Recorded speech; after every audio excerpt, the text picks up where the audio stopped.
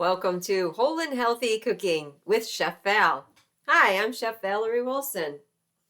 I've been teaching healthy, whole foods cooking classes since 1997.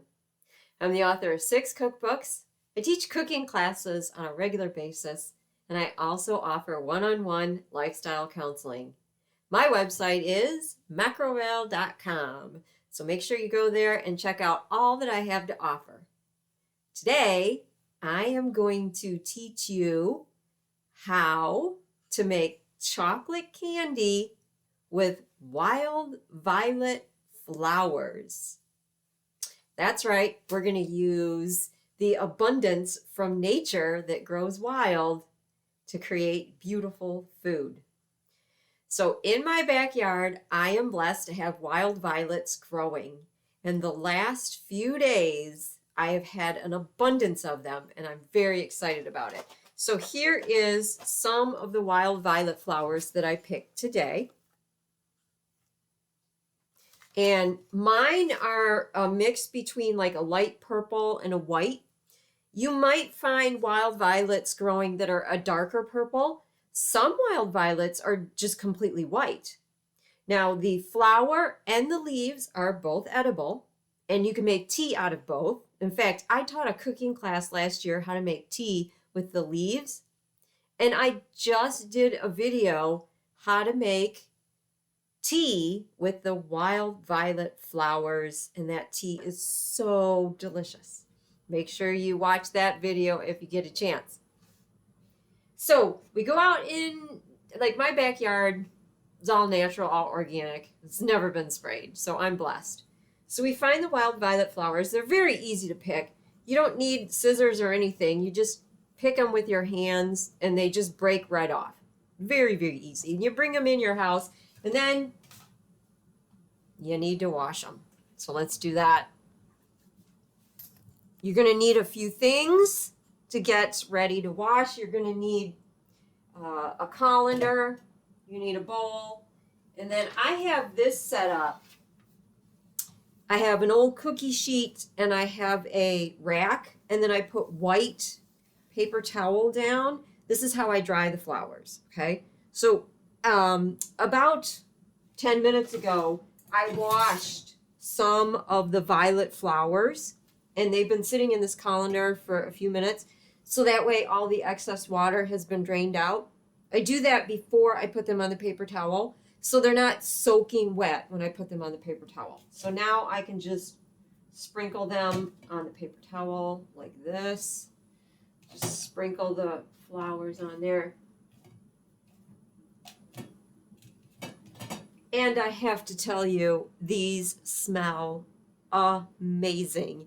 They have this beautiful light fragrance that's just a delicate, sweet smell of spring. Yeah, I wish you could smell these. And the purpose of putting them on a white paper towel too is, ooh, I dropped one. You'll see little twigs on the white paper towel that you want to pull out of there and get rid of, like so. And then I usually let them sit on this white paper towel like this and dry even more for about an hour.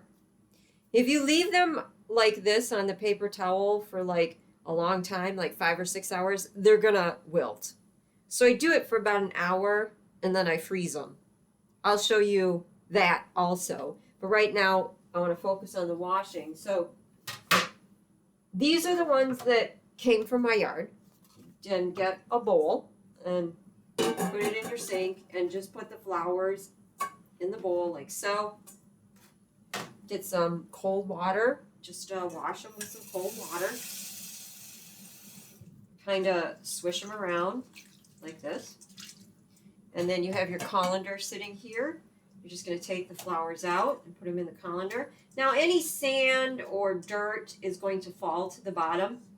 And depending on where you picked your flowers, you may want to wash them 2 or 3 times. It depends on how much dirt is in there. So look at this. There's not hardly any dirt in there at all. So my flowers are not that dirty. So I'm just washing them once. But again, you could do it multiple times depending on the dirt level that you have. All right. So you wash them, you put them in the colander for like 10 minutes, excess water drains out, and then you put them on the white paper towel about an hour. You let them dry. Then after an hour, you freeze them. Let me show you that.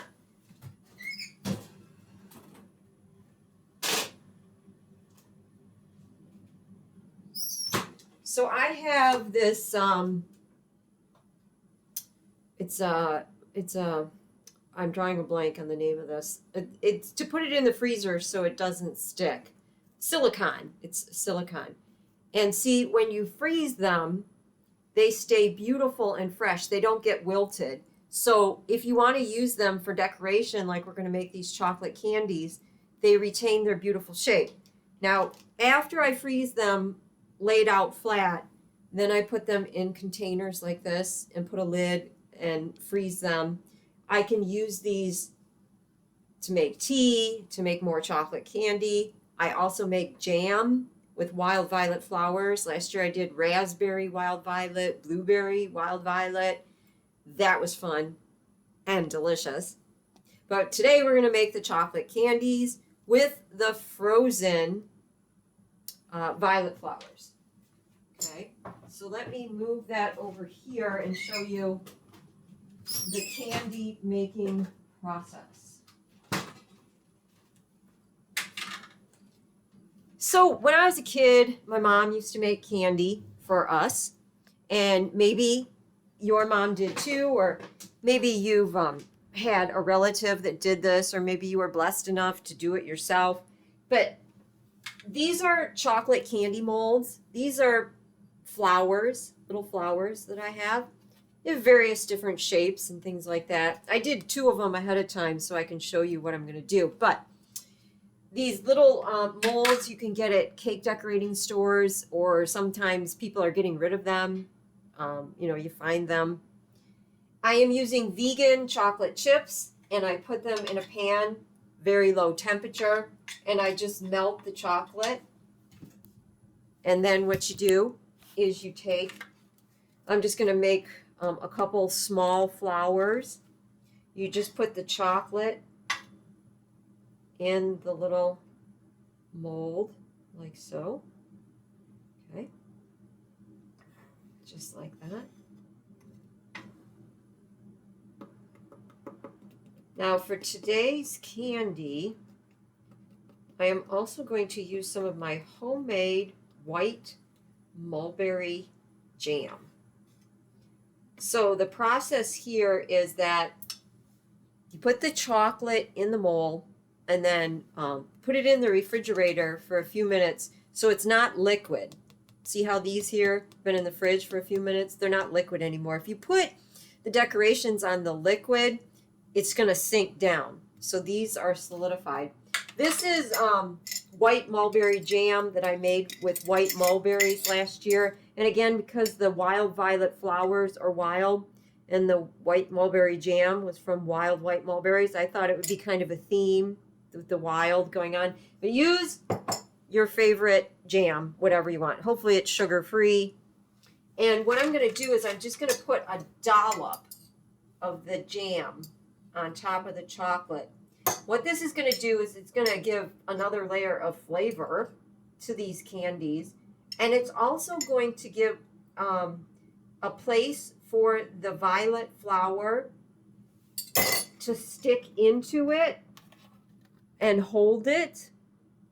And it's also gives you like a dome. It gives you like a level. Okay, so the candy is going to be prettier. It's got more volume. And then look for a really pretty frozen wild violet flower and put it on top of the jam, like so. That's what it looks like. And then put this back in the fridge, or you could put it in the freezer until it's completely cold, and then you can pop it out. Let me show you that. All right, so I did some ahead of time. the mold that I used ahead of time. This is a cute little mold that I have. It's kitty cats. These are chocolate cats. And you can see I filled it with the chocolate. I put the jam. I put the pretty flower on it. And this is a silicone, just like what I froze the flowers on. So hopefully these are going to pop out for me and work really nice. Yep, that one came out. Now sometimes with these cute little cat molds, the tail breaks off, but that's okay. They're still cute. They're still cat molds. And so then you serve these. They're beautiful. They're decorative. I actually made these for Easter, and everybody loved them. Getting these candies out of here like so. Oh, look, the tail worked for that one. I thought it might break. Oh, they all worked. Beautiful. They all worked beautiful. Look at that. Oh, there are our chocolate cat wild violet candies. Oh, they're so, you're gonna love them. And eating the wild violet flowers, it's such a light, delicate little flower, little plant. It's not like it has a lot of texture or a lot of flavor. It's just really pretty and decorative and fun. And we also have a lot of healing properties in that violet plant. So whether it's the wild violet flower or the wild violet green leaves, you're going to get strong anti-inflammatory properties. And we want anti-inflammatory. We don't want inflammation in our body. Also, it has antiseptic properties, and it also has antifungal properties. So guess what? If you were ever outside and you accidentally cut yourself and it was springtime and there was wild violets growing around you, grab some of those plants and put it wherever you cut yourself. It's going to clean it for you. Also helps to boost your immune system, helps with clear skin. In fact, you can make a poultice with the wild violet plant if you ever have inflamed skin, and you could put a poultice on there. Can bring down high blood pressure. It's known for relieving pain. It's a natural painkiller, and it also has a calming effect on your nerves. It contains vitamin C, vitamin A, calcium, magnesium. Let's see, it can help treat infections, upper respiratory tract infections, colds, flu, virus infections, bronchitis, reduce pain and swelling, anti-inflammatory properties, and helps relieve cough, helps relieve a sore throat. It's also a digestive aid. And it helps to purify the blood, which completely makes sense because wild violet flowers come up in the springtime. And the springtime is associated with your liver, your gallbladder, and your nervous system. All of the organs that help purify your body, and the liver helps to purify your blood. So this would be excellent food for your liver. So those are some of the health benefits of the wild violet plant. And the wild violet flowers are so pretty and decorative in your food. So I hope you get a chance to make these adorable chocolate candies. Okay, you may not have a cat mold, and I get that. Maybe you have, just flowers, chocolate flower molds, whatever you have. Maybe you just have little round cups. You could do it in a little round cup too. However you can do it, just make it pretty, make it decorative, and make it wild, right? With the wild violet flowers, that's what you want. So thank you so much for tuning in. If you're watching this on YouTube, please hit that like button. And if you haven't yet, please subscribe to my channel. I greatly appreciate it. Go to macrovale.com to check out all I have to offer. And also you can join my private cooking channel on Patreon, where I have lots of cooking videos, wonderful informative cooking videos where I teach you about the food and the healing benefits of the food. Thank you so much for watching. Hope you get outside and pick some of these wild violets. I think you're really going to like them. Remember, your journey to eating healthy begins with one small step. Let's make that small step wild violet flowers.